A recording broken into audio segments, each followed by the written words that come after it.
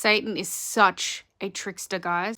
He knows that when God's pulling us through something, if we're being pulled through a stronghold or something like that, a patterned limiting belief, perhaps whoever's watching this video, perhaps you're dealing with fear, you're having fears come up in your life at the moment, and Satan, he's targeting that, all right? So whatever God's pulling us through at the time, Satan targets that, all right?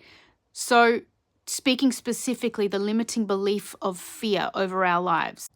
Fear is the devil's counterfeit to faith. So if we're having our faith moved by God, if you've been praying, if you've been asking for faith, you could almost expect that Satan's going to be targeting that with fear. And all he needs to do is to give us an experience for us to emotionally perceive fear again. And the devil knows that I'm particularly perceptive to dreaming. God's given me many, many, many dreams, amazing dreams. And the devil knows this. So and this is another thing, guys, the devil likes to counterfeit the way God speaks to us. So this is why we must always question visions and dreams, because not all come from God. So he's been quite sneaky at the moment because the Lord's been pulling me through fear, moving me closer and closer to him.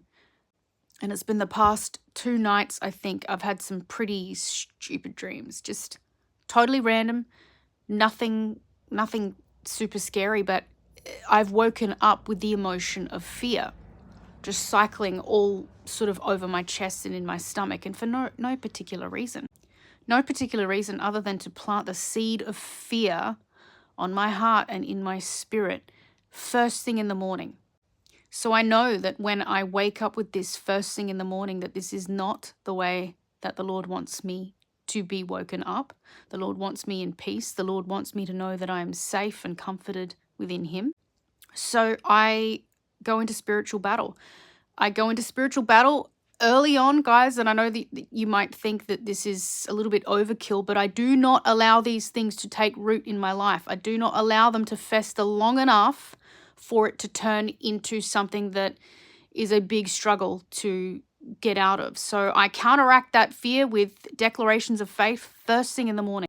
I do not touch my phone. I do not have breakfast. I do not get up and out of bed until I have got that fear out of my body and it's left my house, and I've got the Spirit of God and his peace in my life.